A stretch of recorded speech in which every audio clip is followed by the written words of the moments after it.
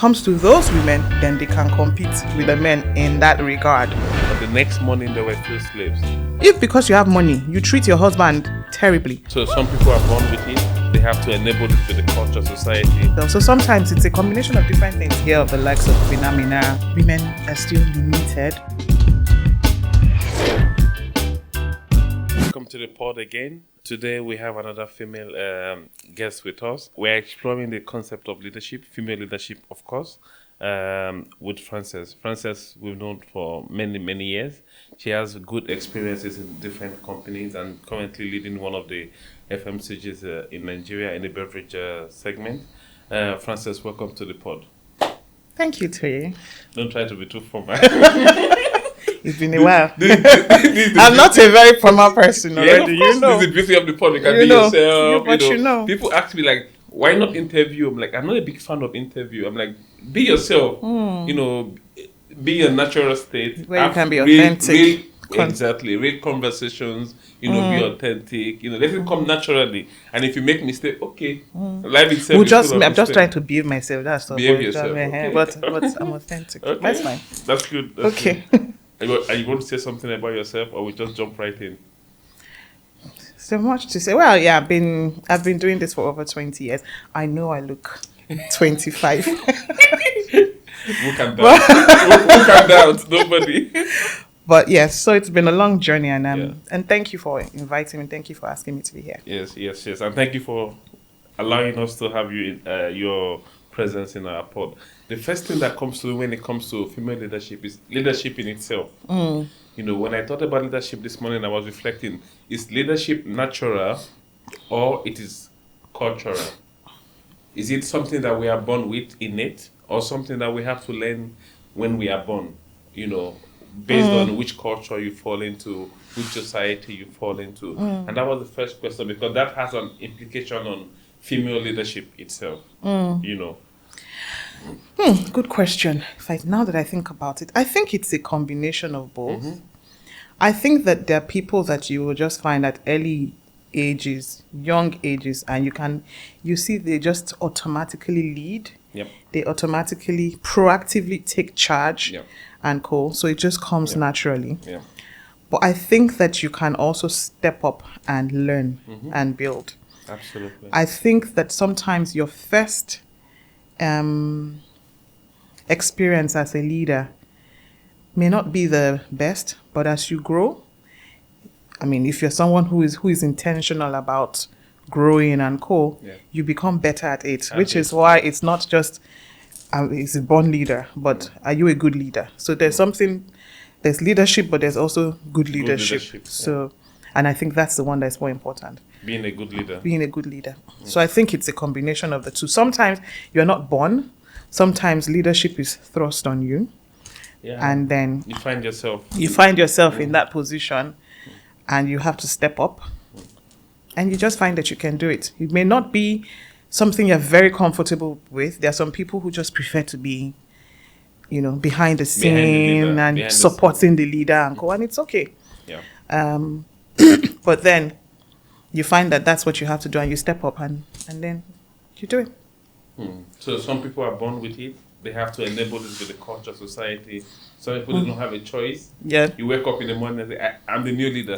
And then there's some people that you think that that's not what you want to do, but much later you realize, I want to be a leader. I want to be able to lead. You feel there's a need, and you say, I want to do this. Excuse me. Is it a calling, or it's like a responsibility? To be honest, I think it's just a combination. I think it's a combination of different factors. So it can't be, for me, it can't be one size fits all. If you're not born with it, you can't be it. It could be that you're called to lead. So someone you have, you have in the, like, religious organizations where you say someone has to be called. Yeah. And someone says, I was never planning to be a pastor or to be this, but then, and you run away from that and you find yourself. So sometimes it's a combination of different things. It could be different experiences or situations or culture. Or you find someone that is being told, maybe it's Nollywood now.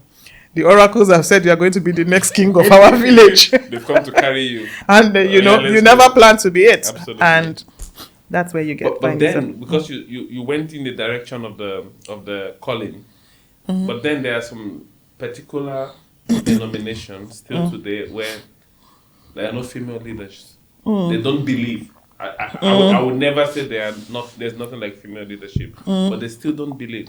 So even if they have the calling, they still will not put a lady in front of the congregation because of some belief. Yep. So even if the lady is a leader, she would never get a chance to lead as such because of cultural or religious belief. So maybe you're right in terms of it can be innate, but also has to be culturally accepted. And then for me, it becomes then innate is natural, but the enabler is the environment. Maybe you can just wake up tomorrow and realize, for my family, I'm the new leader for some strange reasons, or in my class or in my business, it just become a leader, and that's given. That's not natural. That's enforced on you, and that's quite interesting. But then when it comes to the concept of female leadership, especially in our culture, is it natural or cultural? In the context of our culture. In the context of our culture. Well, it will take me back to many centuries ago when you hear of the likes of Queen Amina and, the likes who, despite the culture, they broke the ceiling. They broke the glass ceiling, and they were talking about them today, right? But it wasn't the typical culture at the time. They were one-offs. They were one-offs at the time, but now I think our culture has evolved. Obviously. And you find a lot of women doing a lot of things. So there are also women who are natural born leaders. I personally think that it's not a male or female thing, whether it's leadership, whether it's the role or whatever. I just feel like, and maybe because I've been privileged to maybe start my career and stuff in an organization that didn't make us look at gender or realize gender or whatever, or class or whatever it is. So probably I would say it was a privilege. But I feel like whether male, female, there is this, people have different gifts or blessings or callings, Indeed. Whether you're male or female. Indeed. It's the culture that either limits you or helps you to flourish. Or enhances you in exactly. That direction. Yeah. And culture has now really evolved. And you see a lot of women doing a lot of great things. You see a lot of women in leadership positions, leading empires, conglomerates, businesses, industries, whatever it is, businesses, their own small businesses, big businesses. Culture has really now, I don't think it's because women were not working or hardworking then. They were. They were working. They were doing stuff. There were stories of places where it was the women who would go to the farms and support and help and all. But it was more that you should not be seen or you should not be heard. So it's not like they were not doing the work, but they were just not being seen or heard. Yes. But now we're at that point where women are making waves and doing stuff, and cultures more or less evolved. Does it mean there are places where women are still limited? Possibly. But somehow I feel it's also a combination. There's plenty combination in this our talk. Mm-hmm. But it's also that you also have situations where women could also be the ones limiting themselves. Absolutely. And feeling like, I'm a woman, I'm not sure I can do this. Oh, nobody has really done that. But there are also places where people are like, this woman, but they're not saying it openly, Mm-hmm. But I feel like if you want to do it, I think we're at a period now where I think we can. Maybe just not enough of women are there yet, but I think we're in that space where women can do more and be more. Obviously. And you went in a direction of competence and confidence, and I'll come back to that. But before then, you said something very interesting about women. They always had it. Mm-hmm. It wasn't like new to them. I connect to that. It's relatable. I was in a place many years back, and I was looking at the artwork in the place, and all the artwork had images of women walking and carrying a child either in their hands or on their back. Mm-hmm. And for me, when I look at maybe 20, 25 portraits, and I started feeling like The women in this town, they are industrious. They are hard workers, and they care for the family. They are playing dual role. They are, industrious, and they are family carers. And that is true. When I went on the street, I saw exactly that. And in that particular town, which I can say is Abeokuta, just to be clear, I realized that women were always very strong. Men were warriors, but women were the one driving the economy, but also taking care of the home. And that is relatable to the point you said. Women were always there as leaders. You can call them leaders of the home. But leadership exists at different layers. Yeah. And when you get a chance, then they can step out Yeah. and lead the country, lead the whole society. So it's not a strange feeling. This is what I wanted to say. It's not a strange feeling. No, it was no. always there. It was always there. All along. Now you have people like Bekor and some Kuti. You have people like Queen Amina that they broke the ceiling, of course, because they could, because they were much more bold. But the reality is that the concept of leadership and female, they were not new. They were not. So, this reminds me of, I was chatting with my uncle some months ago when we went for another of my uncle's funeral. And my uncle has he's always very particular about us knowing our history, where we're from, so trace our lineage back. And he was telling this really exciting story about my great-great-grandmother. Okay. She was very wealthy. Okay. In short, she was like the Dangote of their time. She was a matriarch. At that time. And it was industry, it was trade, it was all of that stuff, and passing wealth to her own daughter, who is my grandfather, so my great-grandmother. Okay. And it was interesting that he was saying to me that there's a song that people sing in the surrounding villages. I think it's during funerals, I can't remember, for the masquerades. Okay. And if I listen to that song, well, it has my great-great-grandmother's name. Wow. Because she did some things that people could not do at the time. She was that influential. She was that, giving out money, okay. the kind of money she gave out and co. Wow. I used to know my grandfather had money, but it was inherited wealth that he may now use to go and be doing other things. But it was very interesting that at that time, women were very wealthy and recognized for their wealth, for the work that they did, the trade. My dad talks about during the war when his mom was going from sneaking in from one city to the other, trading maybe fish or whatever it is across and all. Yes. And it's like women have been doing things. Yes. And like you said, leadership is at different levels. Yes. You could be the leader in your home, you could be the leader Absolutely. in your church, you could be your leader in an organization. Community society, business. public space. Yes. It's leadership. Yes. And that's quite interesting because the society hardly recognizes that. The society, if you look at the history of the world or history of our society, is written around wars that were conquered.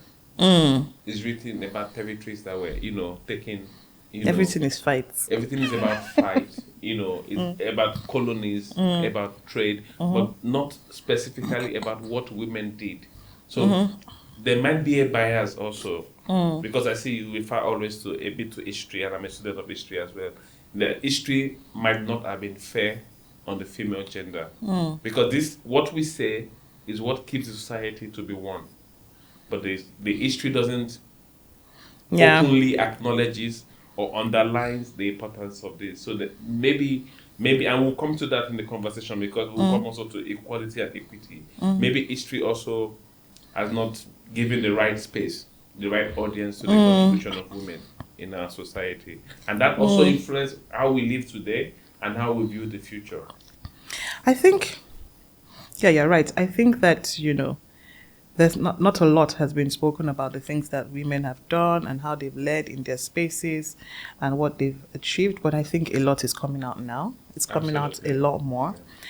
And I think that because, as we evolve and things change, let's just focus on that. And, we remember history, but we forge ahead. We take that learning and we're not dwelling on it. We're not like, because, online, and maybe I'm deviating a bit, I see a lot of it becomes like a gender war. And I'm like, we're not fighting. We're not fighting. We have our place. You Yes. have your place as individuals. I take Yes. it as individuals, Yes. not as, small. A group of It's individuals and all. Let's take it while given the opportunities that we have now. What are you making of it? Whether you're male, whether you're female, Yes. what are you making of it Yes. today? And how does that set you up for the future? Yeah. That's what I'm mostly Many about. questions are coming to my mind as you speak. I would like to address what you spoke on earlier, the competence and the confidence. Because it is true, it is real everywhere in the world, especially in the West. Women have less confidence. Even when I see competent women, they are less confident. When it comes to men, they are more confident than competent. They have more confidence. So they say, a man says, or you ask a question in a group of people, the guys or the men are raising up their hand first. Even when they don't have a better answer. The society, our cultures, trained women to take the second place.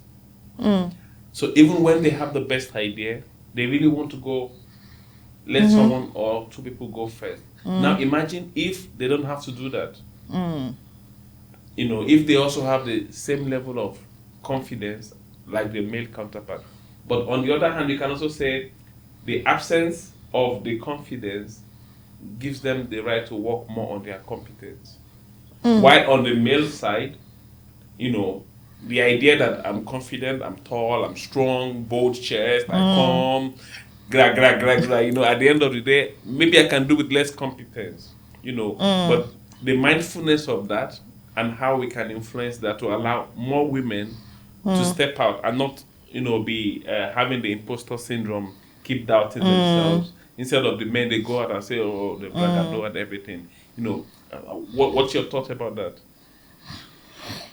So many years ago, I read a book by Sheryl Sandberg, I think, former CEO of Facebook, Yes. I think. I can't remember the title of the book, but it was something about this, right? Which was women stepping up, sitting at the head of the table, talking about, how we should, come up here, how we should step up. Yes. And it was not about how others are making this, how we are feeling inside. Bravo. And, when you read books and stuff, you don't remember everything, but there may be one or two things that will stick with you. Yeah. And I started really being self-aware and truly realized that I like to always sit at the back, whether it's in church or whether it's anywhere, I just want to be at the back. Naturally. I don't know if it was because it was male or female. I just wanted to, but I think it was also a personality type thing as well. Okay. And I started consciously trying to be like, sit, go and sit in front. So you're right that, when, and there have been a lot of misconceptions, and it goes both ways, right? So when a man, they're like, oh, confident. When a woman, she's quite aggressive. Yes. She's quite... The same behavior. But it's the same. Was the same. She's proud. Yeah. And if it's a man who's like, oh, why is he doing like this thing like this now? If you flip the coin. Exactly. But it's who they are. It's Absolutely. understanding and accepting their confidence. I think as well, sometimes as women, because we also want to show, maybe we balance it, we don't have to. Some men overdo it as well. Sometimes some women overdo it as well. But there just needs to be a balance. Indeed. But we need to consciously step up and say, if I've been given this, sometimes I consciously try to tell myself, there were statements, I can't remember it was from that book or somewhere else, where you want to say something like, I think, no, yes. I know, or I believe we should. Because those are things of, because sometimes these are self-doubts that we unconsciously demonstrate. So how do we, show that we're confident? The personality types that come in as well. Yes. I'm introverted and half the time, people don't believe, but half the time I will not just start talking because I want to say something. I have to think about it. Yes. Sometimes I feel like what I have to say needs to make sense in a meeting. If we're with people, oh, don't worry, you hear my voice, as long as I don't have to. Yes. But if it's something related to work and co, I just don't want to here. It's not about hearing the sound of my voice. Yes. So maybe for the first 30 minutes, I'm not saying anything, Yes. but I'm thinking. Doesn't mean that I don't know what to say, or I'm confident or afraid, but I think it's something that I have built over time. Absolutely. And so if I have an opinion, I will say what I think, Absolutely. So it's not just say something. I mean, you're encouraged to say something because you just don't want to come in and sit down there and leave. So, but if you have a thought, I don't know if you've had situations where you are in a training or something and they ask a question and you think you know the answer, but you're afraid that let me not go and fill it, and they say I failed, and then you don't say anything, and then you don't say anything, and then all the responses were watered down compared to what you. And then maybe what you are going to say, the person asking the question now says the answer, and you're like, hey, I would have said this thing now, and it's me that they would have clapped for, but it was just that confidence to say it, and hey, they say no, uncle, what happens? Nothing. We're all learning. So it's something that we need to consciously do. Absolutely. I think a lot more women are doing it anyways. Now, more than ever. I think a lot more women are bolder. Absolutely. And showing not afraid to show their confidence. Absolutely. And competence. The women who know what they're doing are doing what they're doing and doing an excellent job at it. Yeah. That doesn't take away from the men who are competent as well. Yeah. I think competent men, competent women are doing what they know how to do. Yeah, you'll hear me say this a bit because for me it's about balance. And like I said, it's not a gender war thing. I think we're all created to be who we are, to be what we are. So it's not you are better than me, I'm better than you. We're not competing. For me, we're not competing at all. I have things that I'm good at. You have things that you're good at, that you're better at. We need to bring our best selves. Exactly. We all just need to bring our best selves on the table to achieve the best of the best. Yes. That's what I think personally. Yes. And I fully agree with you. And there are many things I agree with you on. But I don't want to lose my line of thought now. I'm hoping you would, so that we'll just adjust to something else. My line of thought because you rightly captured that the society is changing. Women are becoming more of themselves. And my thought is, what is driving this change? Because it's not women fighting actively for this change to happen.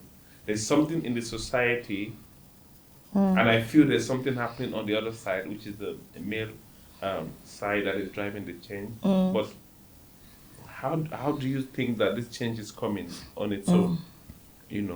And you don't find people saying, now you have to promote. No, she's good. She does her stuff. Everybody recognizes her for that. How do you think these changes, how are they coming at us? Gradually, but our generation, our parents' generation are different. In our parents' generation, our moms will not openly argue with the father.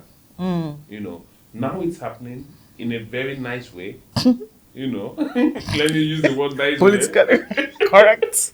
But it's happening. Why do you think this change is coming? To be honest, I haven't thought about this. I don't know. I think, maybe also, when you talk about long-term brand building. Yes. I think that maybe there's been that unconscious long-term brand building. Happening. There are women who have fought for their place, to be seen, to be heard. And this has had like a halo. Absolutely. I guess. So it feels like it's long-term brand building, things that people have fought for in the past that we're now benefiting from. Absolutely. I think also that the world is also moving from where, well, this might be wrong, Sha, but where it's just about who, but what. What? Focusing on the value. Yeah, and how. Where it's coming from. Yeah, I mean, it's interesting because when we talk about values, well, maybe we're talking in the workplace, Sha, because there are a lot of things that have changed, but everyone is a lot more liberal now. Yeah. And maybe it's also, trends change, cultures change, consumer wants and needs change. Absolutely. And do I know how, things just pop up. You just see this is now the culture. This is now what is trending. Some of them, you don't even know how it started or what. So I can't really tell. And maybe those have also been a factor. But I feel it's more like, for me personally, maybe it's more of the long-term brand building where people have done stuff in the past, invested efforts, whether it was fighting or the women asking for freedom or liberalization, or women who said, I'm going to do this and I will be there. And people are like, man, it's a woman that is managing this, so really? And then there's a lot more trust. If that woman could do it, let me give this other woman. And then other women saying, if she could do it, I can do it. And that has just basically, gotten us to where we are. I think you're right. But I'll put other context to it, because, for instance, I will explain with the concept of slavery. When slavery was banned in Europe and in America, it was signed into law. But the next morning, there were still slaves. Over the next 100 years, it turned out that slavery did not disappear. It only metamorphosed. Because still today, I believe there is slavery in different types, in different shadows. Same in South Africa, same in America, same in Europe. But what you see today is a consequence of all the fights that happened in the past. And this is where I agree with you, that many efforts have been put in the past towards this, what we are seeing today. And we always make big mistakes. We assume changes will take months or years. Sometimes they take generations. Sometimes what we do now, we'll get the reward in the next 3 generations. We don't think, we are not naturally equipped to think in terms of generation. We vote now, we want to change now, and then we fight now. And then we are not thinking, maybe it takes time. Democracy is another example. Sometimes, it matures. You start now, and then the next 50 years, a different type of democracy you started with, as an example. And I think that has a big influence. So people started to see that women can do, and they not only see, they accept, and then they are open to the discourse when it comes to what women bring to the table. That's what I think the first. The second is that if you look at what men used to do in the past that bring support or wealth to the family, they were more physical labor. You go to work and work as a production shift manager for 12 hours every day. Something that women would naturally not have the same strength to do. You become a farmer, you drive a tractor, you go fishing all night, Now people are doing more mental job than physical job. And once you remove the physicality, women can compete fairly. So I agree with you on some aspects. And there are also some aspects. For me, for example, I can't claim to be stronger than a man. I don't have energy. No. Me, I don't even have I don't even want to carry bucket of water self. So that's for me. But I know that there are women that are strong. Yes. That can lift 2 men. At a time. Yes. And when it comes to those women, then they can compete with the men in that regard. Yes. Me, I will not. I won't try. Right? I will focus on what I can do. Yes. So you're right. I think that, yes, there's a lot. We've moved a lot from working hard to working smart. So from a lot of physical manufacturing and code to product management, services, all of those things. I heard the other part that you were saying, and the way I interpret it is, it's just like change management. If you need to change, you need to explain to people why we're making this change. You need to guide them through it, through the phases and go. And so maybe that's why stuff has been signed and 2 years later, nothing is done because people didn't understand it, didn't agree, didn't want to. But you need to carry people along and enforce it when it's needed. So in that regards, what I hear you saying is that, men also became more open and supported. Absolutely. And that's why the change also, and I will not disagree. Absolutely. I will not disagree. I don't disagree. Yeah. I think that is true. Doesn't mean that there are still not a lot of men who feel like, I beg, what is this? What does this woman want to do? Or just, woman, leave her. So that happens. I mean, there are times when, let me not mention the person, but maybe someone will drive rubbish and woman. Yes. And I'm like, really? Yes. There are bad male drivers as well. A lot. You get. So doesn't mean that you don't have, but that's just a normal joking statement. Yeah. Like, not like it's a big thing. I was just using that as an analogy of men who still feel like, what can a woman do? I can't do. But there are also a lot of men who have embraced that They're more open. And let's do this. But there are also women who have said to the men, if you like, agree. If like, I'm doing this, I'm going to be my best self. I'm going to do it, and have done it against all odds. Yes.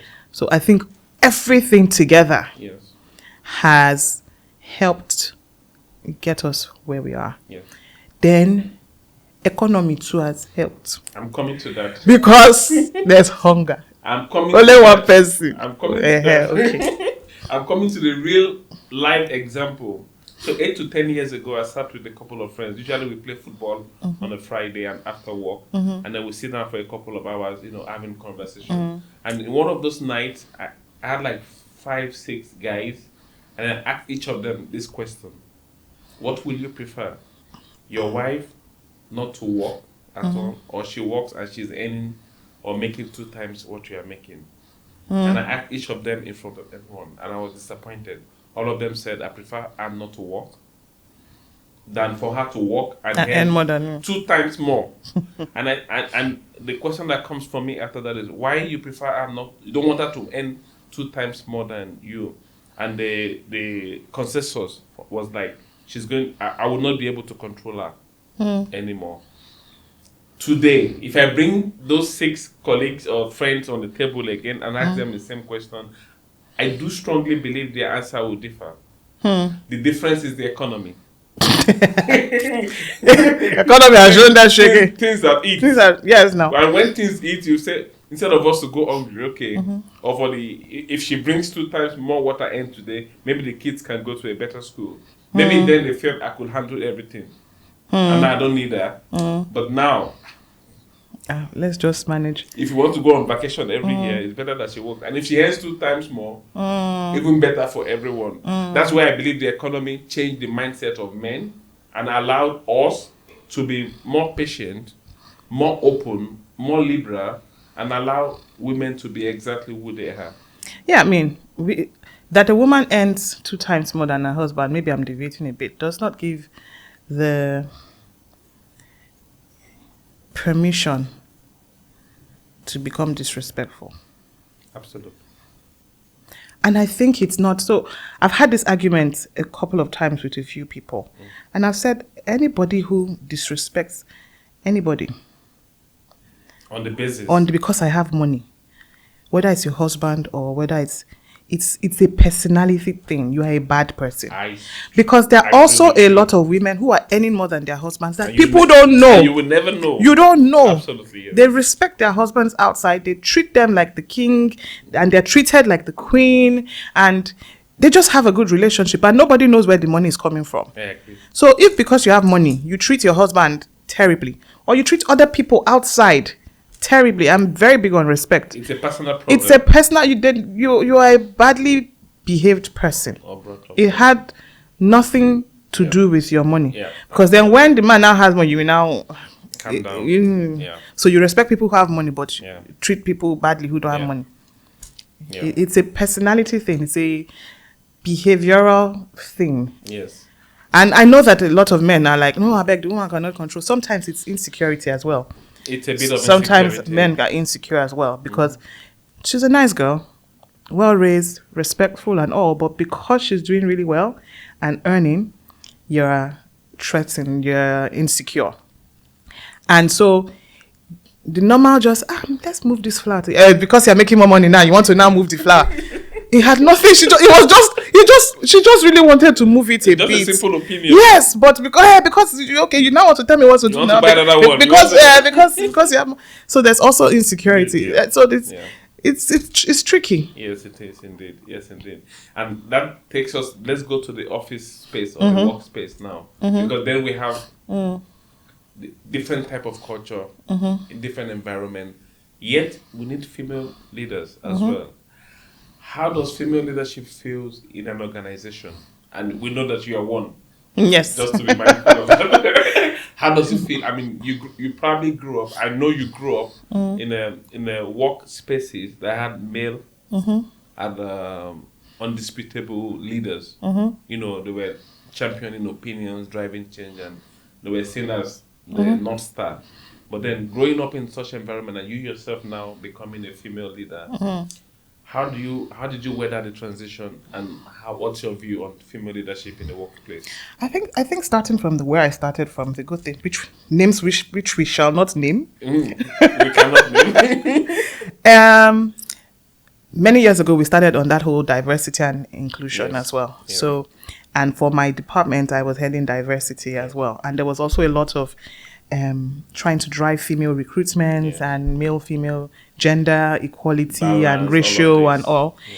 And a lot of things.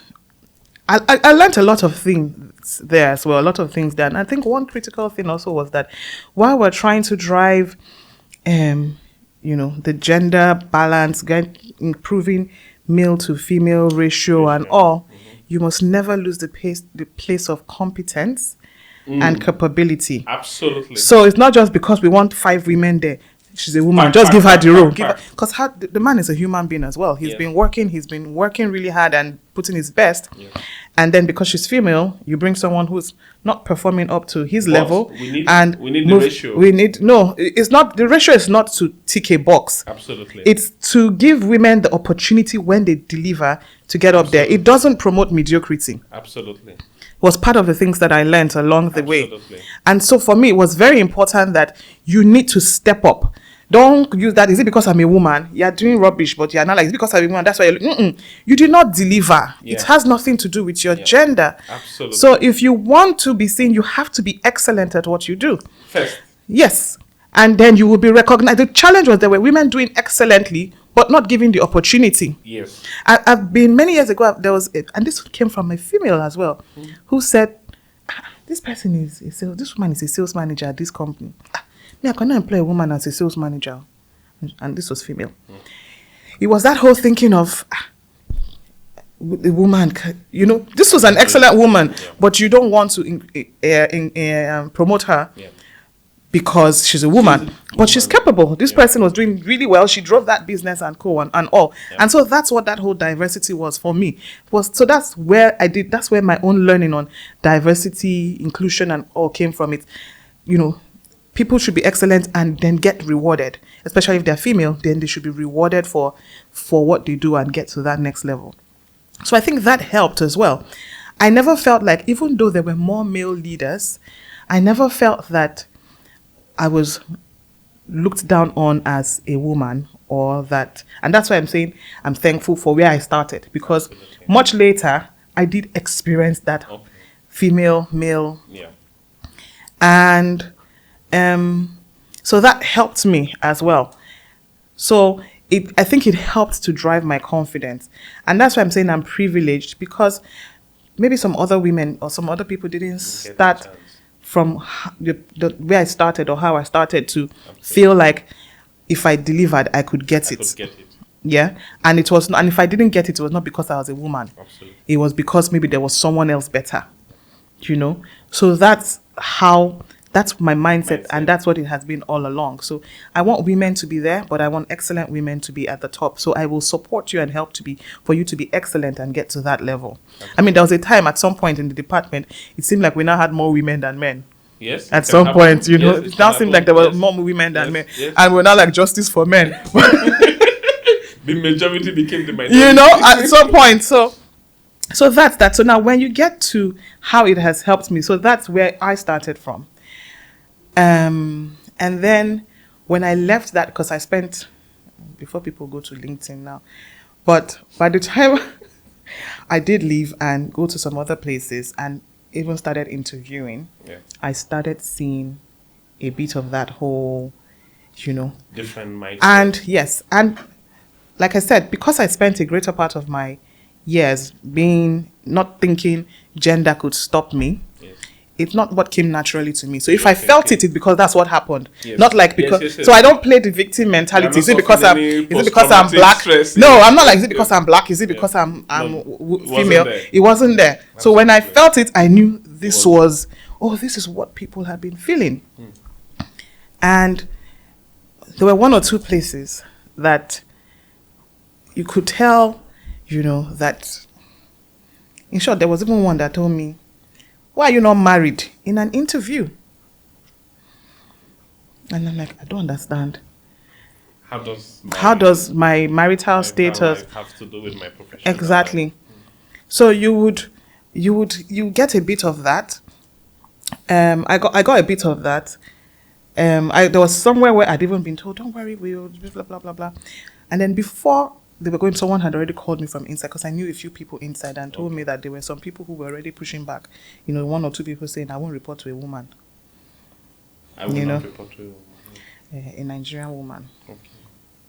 So I was like, fine, I don't even want to be there. Yeah. So where I'm at right now, when the recruiter contacted me, one of the things I said to her was, please let me know, because that's when I really felt that. Now you understood. I now understood that it really does exist. Yeah. People talk about it. I really didn't know. And then I said to this person, please let me know if these people would be willing to have a female manage as their leader, because I don't want to go through the stress of going through the interview process. For the fun of it. And then I get that whole, and she was like, no, not really. And I'm glad that I listened to her, because I mean, when I went to a space that, in terms of female leadership, I'm probably leading at the top within that space. When we're in that level, I probably am when we come to the industry meeting, I'm probably the only female at that level that is managing an organization. Of course, you have like CFOs, head of corporates and co that are female. Yeah. But I'm saying that, I was one of the CEO meetings that it was like, the only woman you're broken. I'm like, what are we doing here? We're just selling this to what is inside. What is inside? But because for them it's like, this is where we show ourselves, and we are, it's a lifestyle. Absolutely. That the industry is about as well. And so it was very important to me that when I get in as a female leader, because people say, I don't want to report to a woman. Women, their wife is too much. They are this, they are that. For me, it's also a personality thing, because I think I've only reported to a woman once, and she was great. And apart from her, I've had male bosses, and I've had good ones, and I've had not so good ones. So it was very important for me that culture, and that's why I say that people's values is also what comes into play. It's not, because I've heard of great women leaders and co. I'm very particular about it, because I also know of a few women leaders that people hype everywhere, but they don't know inside the house. They don't know inside the house. Well, they are not on top of their public game. Space. No, not even on top of their game. But see, leadership is not just about, when you get to the point of leadership, it's not just about your capability and your like work, doing the spreadsheet, building the brand. There's also the people. Yeah. Yes, there's the people part of leadership. Absolutely. At that point, it is very important.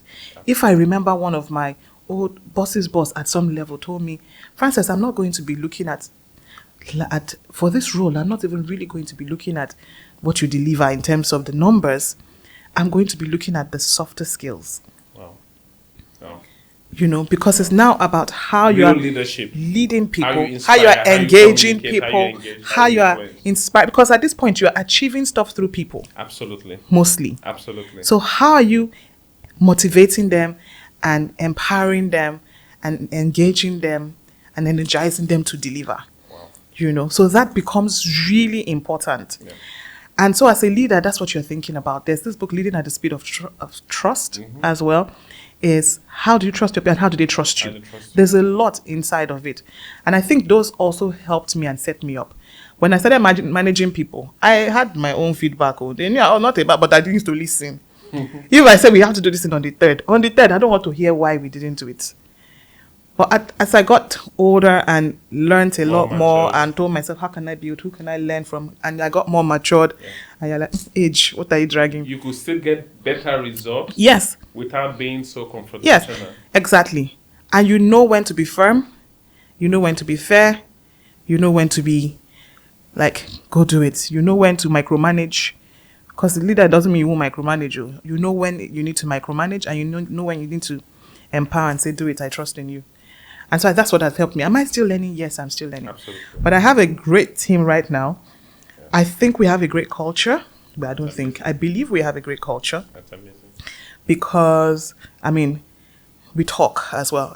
I think I'm blessed that my team is not so big. It's a small team. So we can get really... Into each other. Yes. I mean, we've had sessions, team bonding. People can be vulnerable with each other. And I think that really helps when you know people beyond just the work, Yeah. you know. Then there was a time many years when there was this thing when they said the interest of the organization and the individual are inseparable, something like that about. And it's, if they're happy at home, they'll be happy at work as well. Sometimes stuff going on at home, they're distracted or they can't come to work or stuff, you know. Absolutely. And so and I think that's helped me. And I think also genuinely showing that I care about my people. And that's what people should do, whether it's female or male. So it's not just female leadership now, it's leadership. Yes. Is genuinely caring for your people. Yes. And people see when you're just faking it. Absolutely. When you're forming care. Yes, when you're forming care, you know, when I have a boss, I had a boss one time, I knew this one, go feel better soon. I knew, it's a lie. I'm sure the guy was like, this fool, sick again, you know. But you know the one who's like, genuinely, who's genuinely looking out for you. Yeah. And people, you've heard people say, I will work for someone for free. Yes.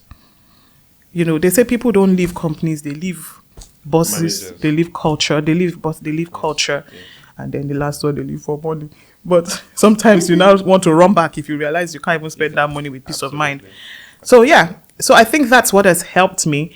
And it's not as just being a female and proving that, females can lead. It was not that for me. It was, I'm an individual. Whether I'm male or female at this point is irrelevant.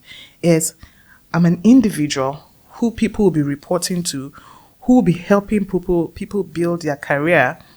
What do I want them to take out of this relationship? How do I want to, if it was me, how would I want my own boss to treat me? Absolutely. And that's basically what it is. So it's not about, and I know that there are also male leaders that are great and amazing, and there are terrible ones as well. So it's, if you're a great person and a great leader, you're a great person and a great leader. Yes. You know, if you're a terrible person and a terrible leader, it doesn't matter whether you're male or female. It's you. It's your value. It's not your gender. Exactly. So my people know that I can be fair, that I'm fair, and they know that I can be firm. You know, so sometimes they joke, and now I'm like, hey, see my life outside, because someone will say, you should do this thing, no, and no one collect condo from Frances. But they said, and they laugh. For them to say freely from you, they know that when you're like, no, this is unacceptable, it's coming from a good place. Yes. It's not coming because, you know, there's some people who go to work every day and they're having palpitations. I've been there. I know. And I think that those experiences also helped me say, this is not what I want to be. I want to be able to drive a business, but I also want to be able to drive an organization and to drive people. And if you come into the setting where I am with my team, you will not know. Like I said, I'm 25. So you don't know who is the boss. In short, sometimes I can go out with my direct reports, who is the guy, and they will bring the check to him. Normal. I'm like, no problem. Sure, you go pay. You know, nobody knows who's the boss. Yes. But doesn't mean that they don't respect me. So sometimes but it's what works for you, Sha. You can't be who I am. Of course. You will do it as who you are. What are the values? Yes. Respect, trust. Yes. And I mean, you give trust, but when they break it, you take it back. You will not say, let me just keep helping him. Let me just keep helping. Let me be a good dog. If you took it as your own business, if someone was not performing, you tried. At some point, you would be like, you'll be fair to the company as well and say, I'm sorry, but we would have to exit you. Yeah. Tough decisions that have to be made, but you make it as a leader. Yeah. So for me, that's what it is. It's what are your values and how are you leading your people. Yeah. Really, I'm learning also from what you're saying, but I can fully relate and agree. Mm. We over-index on gender, and we, as humans, we under-index on value and personality. Mm-hmm. And instead of focusing on value and personality, we easily run to gender to explain things. Yeah. As a consequence, we end up in the wrong conclusion.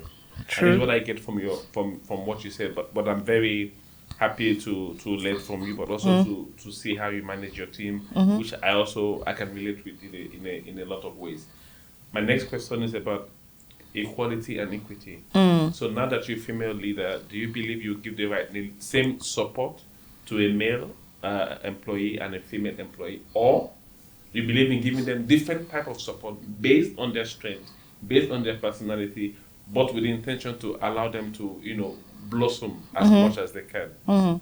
Yeah. The second is what it is. Equity. And I will not say, oh, that's how I've been. And I don't even know if that's how I was. Yeah. Because, with this whole diversity and inclusion journey, there's now equity and equality. Yes. And at first I was like, which one is equality? Which one is equity? Yes. Trying to understand what it was. And equality is that whole, we're giving you the same level of support. Same. You have 2 hours. You have 2 hours of my time. Yes. Yes. But people are at different stages. True. And which is where I was saying, like, sometimes you have to micromanage, sometimes you have to say, go and do it. And it's the level of support that they need at the point that they are. And what they need to grow. But at the end of the day, the intention is to help them grow. So I have this saying that I say to my team and to everyone that I shine through my people. Yeah. So it's not me saying, go and do that. They do it. Great job. Then I go and present it. You will present it. Oh, I'm afraid. No, it will help you grow. Absolutely. You need to be seen as the one who did this job. So for that person, it's, don't worry, I'll be there to support you and help you to answer the questions. And that could be male or female. Yes. And then you have someone who is like, I'm the king of it, right? And the only thing you're saying to that person is, when you're done the presentation, let me just look at it and be sure that it's in line. And when the person, you go. I might not even be at the meeting, but I'm sure you will. I'm sure you'll blast. It's the different. It's at the different, and that different level is also sometimes not just role based, but could be assignment based. So you have someone who is great at the role that they're like top. They know what to do. But then there's a new project. At that point, they're like we used to call them D1, D2, and all of that many years ago, and that has evolved. But they're at that level where you need to be providing a lot more guidance and support in terms of, okay, this is what you need to do, this is what you need to do. And then there are people that one of my team members was saying to me the other day that, Frances, thank you that you let me bring myself, you let me say, because I've said to this person, okay, you are the expert in this, what do you think? Yeah. So I'm also, as a leader, you need to be very authentic. Yes. I don't try to pretend like I know everything. Of course. I don't. Of course. I ask questions. I ask my people questions. So what do you think about this? Oh, come and read this mail I've written. What do you think? Is it good enough? Have I captured? Or if I'm very angry, there's a particular person, come and read this email. Help me and put it down, But, and then I said to this, you're the expert. What do you think? What are your thoughts on this? Absolutely. Or I said, this language you people use in this, okay, put it in that your. Yeah. So the person, like, you make me feel like I know my job, I know, and you trust me to.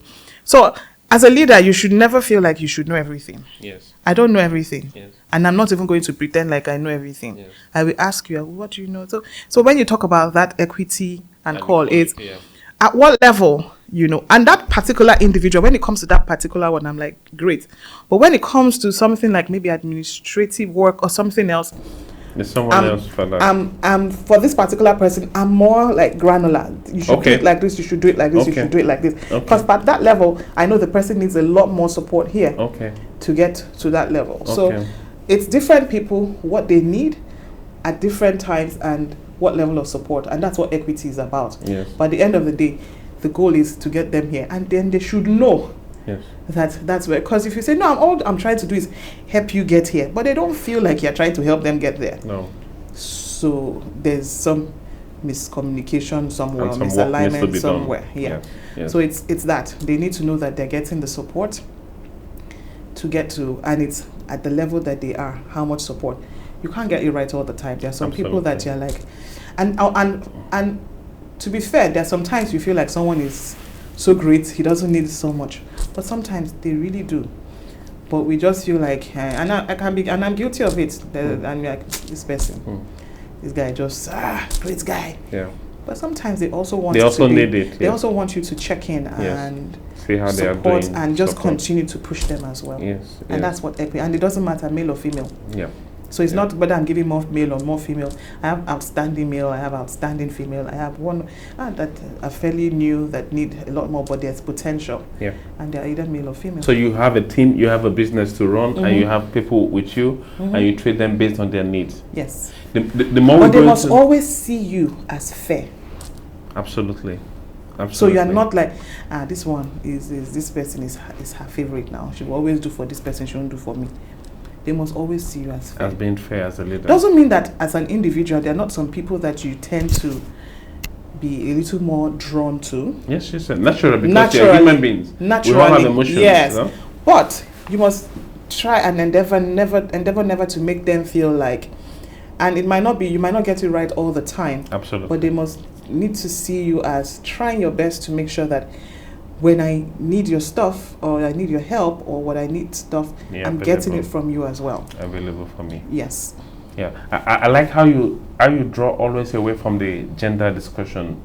You say, I have a business, I have people, and I will give everybody what they need, which is more like equity, to run as an organization, to deliver our goals, which is what it should be. Because one of the questions I had at the back of my mind is, how are you going to know when we have true gender equality? The moment we stop talking about gender itself, then we have it. You know, when people say, when I go into an organization and they say we are customer, they put a big signboard, we are customer centric, or customer is king. Then I know trouble. Customer is not king. Or you are not customer centric. Because the moment you are customer centric, you will not talk about it. I will feel it. It's a natural thing. It's a natural thing. You know, you don't go to South Sudan and you see we are tall people. Nobody says we are tall people. It's a default setting. You know, you don't go to Ghana and they talk that we have great food. They don't talk about it. You're gonna experience it. You know, well, what you don't have, you tend to over-index on it. So, I think the moment we stop talking about gender and we treat people based on their values, capability, or needs, without thinking, it's like you go to the doctor. Doctor doesn't give you 500 grams of paracetamol because you are female. He gives it to you based on your body mass, based on the level of pain you have, based on what he's trying to. It doesn't give you injection. It doesn't recommend a procedure because you are male or you are female. That's, for me, one of the perfect examples. You know, to be honest, I think that also is not a bad thing if they're saying customer is king. I think they're starting somewhere. Yeah, they recognize that this is an opportunity. Yes, yes. And so you have to consciously do something about it. Yes. There's still a lot of work to be done. The truth is that people talk a lot about stuff, but they don't do. Yes. They're not working the talk. Oh, customer is king. But are you really treating customer like as king? And them calling it out is because now they realize this is what we need to do. So maybe it's good to keep it in mind. Yes, you're right, yes. And then when you get to the level where you now, like I said, maybe because I started from an organization where I really didn't, you know, so that's probably why I'm getting away from it. But it's also maybe a personal thing and my own personal beliefs, because there could also be people who are still, doesn't matter, but they still feel strong, male, female. Yes. I get a bit uncomfortable but doesn't mean that when I hear stuff like woman, I'm not like, why are you calling a woman in this now? What has a woman? This is a person. Deal with the person directly. Yes. Many women do it. Many men do it. I'm like, doesn't mean that. And you know, in Nigeria, we're very good at 90% of we don't give them numbers. Even numbers. Where did you get the data? How did you run the analysis? Yeah. But maybe it's because of my own like journey and me trying to. But if somebody is saying customer is king and co, I think, like you said, you're right that by the time it becomes a default, you're not even thinking about it. You don't have to. It's a way of life. You're living it. You're living it. So really, you know. But when I see that, I feel like, okay, I think they're calling it out. Yeah. They're recognizing that this we need to work on. Yes. And so they need to keep it top of their mind. Yeah. You know, to action and push and push and top push. Of mind. So those that are pushing and achieving something, after a while, like we said, it's long-term brand building, it's long-term, you know, it's a long-term thing. Absolutely. At some point, they might not need to again, because that's what it becomes a culture. Yeah. There's some people that at some point, they will still not remember. Yeah, yeah. Do you understand? At some point, they'll be talking about it, but they're not doing anything anyway. Yes. So let us start from the part where they at least recognize and they are doing something to get to that point where it becomes default setting. Absolutely. And one of the topics I wanted to brush with, when you had a very good, you spoke about the good background you had, which was like an ideal cultural environment, and then you journeyed through some turbulence, let's call it turbulence. In the middle of turbulence, how did you build the resilience to continue, not to get crumbled, not to fall, not to lose your values? Because obviously, the way you speak, like you were very uncomfortable in those instances, but you didn't lose your values. How did you build the resilience? I think also, to be honest, I think maybe my faith helps me a lot. Okay. Because during that time it was tough. I wasn't even really engaging with people anymore. Really? You think of work and your heart is palpitating, like going through palpitations.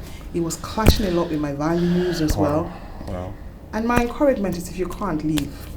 If you can't leave. Yeah. I left. Okay. When I left, I didn't even have another job to go to. Yeah. But I also had family to support as well. Okay. And who was like, you'll be fine. But you might have someone who doesn't have family to support. I think at the end of the day, it's not even just only family supporting, it's also you talking to yourself. And that's where the faith comes in, is that sometimes I have that pep talk and I'm just telling myself, you can do it. Yeah. You'll be fine. Yep. Because there's fear. There's a lot of irrational fear that we carry. And sometimes we don't know it's irrational fear. Like you feel like, I need to keep fighting. But when you see something is breaking you, then you just need to exit. That's why I think it was very important for me to build an organization, or to make sure that I have a team that feel seen, heard, and talk about being working in a culturally positive environment. Yes. So it was tough.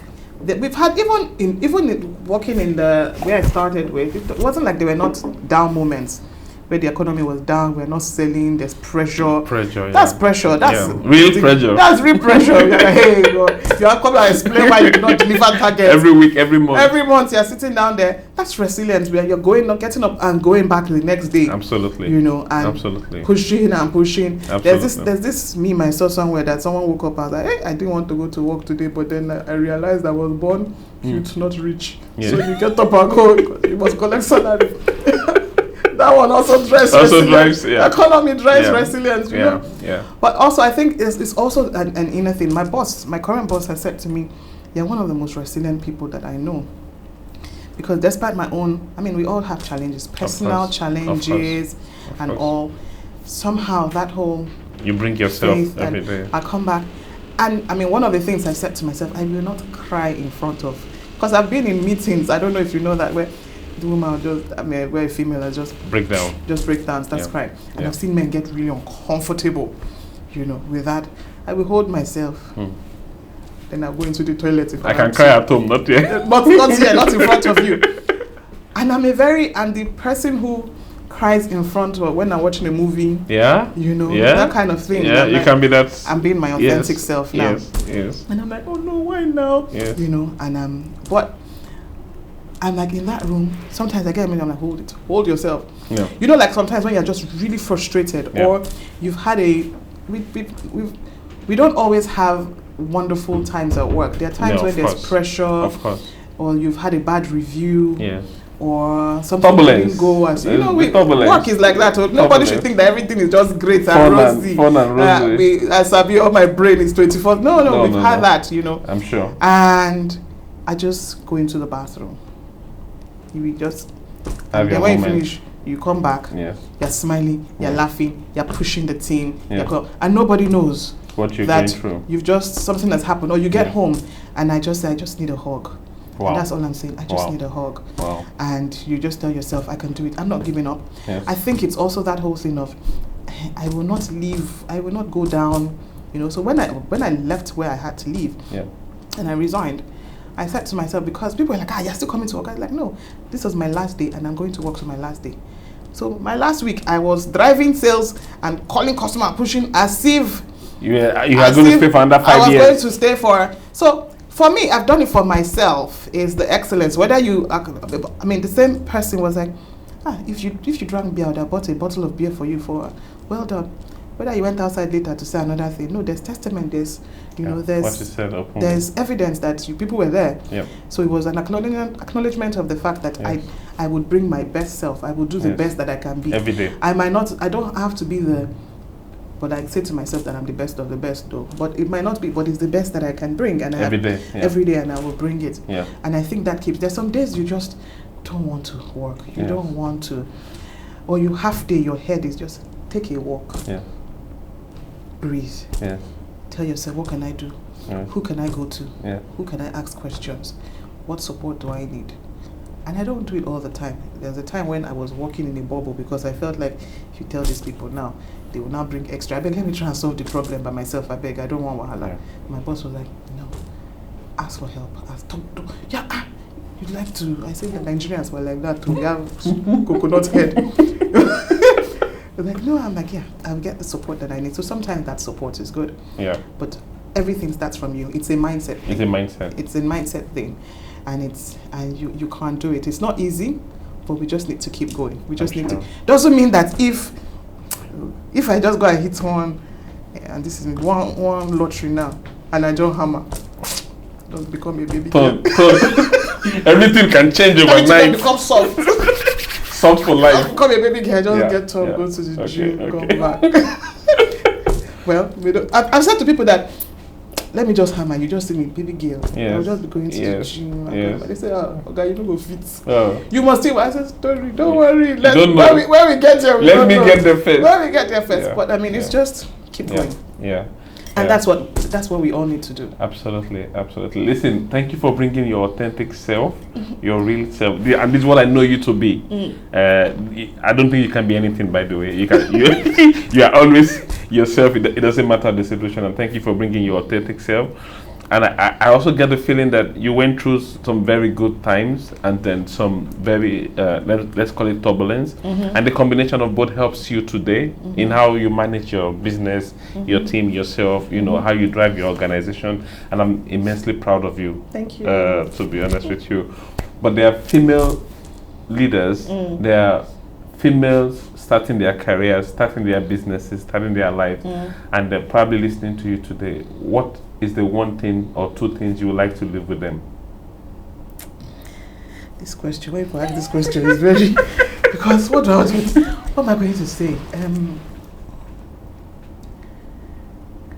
I think it's a thing of the first of all is a mindset thing. If you think that you can, you can. If you think that you can't, you can't. Yeah. I'm now very big on the law of attraction, the power of positive thinking. Wow. And it doesn't mean that sometimes you're just not like, I cannot just do this, and my husband says, stop talking down on yourself, you know. But when you pump yourself up and say you can, you can. So if you're a female, you're just starting up, tell yourself that you can. Tell yourself that you're the best. Tell yourself that you're doing well. And there was something that came to my head now. It has just gone, old age. You need to also be easy on yourself. Easy on yourself. So for many years, I was like my own worst critic. Yes. So if I made a mistake at work, I would beat myself up 2 weeks. My chest is still paining me. I'll think about it. I can't sleep, you know, because I was my own worst critic. I'm learning to be my own best cheerleader. Yes. And I said learning doesn't mean that I've gotten it, but it helped me because recently there was a bit of challenge at work, and me that I would have been like up to now I'll not be sleeping well. It doesn't mean that it doesn't and I just what I'm telling myself is what my boss said. What happens next is most important. Absolutely. How do I grow from that? Absolutely. And fix it. Absolutely. And be better. Absolutely. And then I just found myself that by the next day, I was like, we move. You know, I have a team to encourage. I have a team to ginger as well. And they're looking up to you. And, you know, they should look up to the Almighty. But it's because I just realized, because of me being really like, how could you not, but I'm human. And being authentic is also acknowledging that you're not perfect. You can't do it all. You can't get it right all the time. But learn from it. and say I will fix it. The problem is if you don't try to fix it, Mm. or if you don't try to learn from it and get better. Yeah.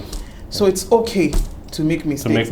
So what I'm trying to do with my team now is that sometimes, how could you have done that? And I'm like, okay, it was a mistake. Fine, let's fix it. Yeah. What do we do? You know, but not like you'll be punished. Especially if it was not deliberate. Yeah. The problem is you deliberately did it. Yeah. So it's be easy on yourself. Yeah. But there's also the mindset thing. Yeah. If you think, then you can. You You will find reasons to. Yes. If you think you can't, there'll be reasons why you can't. Yes. And I think that's what it does. But just know that you can be all, you can be the best. And we should all just try every day to be a better version of ourselves. No, that's how I'm thinking like that. Because that also helps in your interaction, both at work and in life. I cannot agree with you more. Bring your authentic self. You know, be your own cheerleader. Believe in yourself because you draw to yourself what you believe. And learn from your mistakes. And it's okay to make mistakes. These are your big takeaways. I want to thank you, Frances, for joining us today. And I always believe when I run the podcast session that if it's difficult for me to stop the session, then the discussion was good. This one is definitely very difficult for me to bring it to an end. I know we have to bring it to an end, but it's been absolutely a pleasure to have you. And I wish you all the best and more height, more business success, more personal success for you. But really, thank you, and you made us very proud for coming. Thank you. Thank you. Well, thank you, Toya.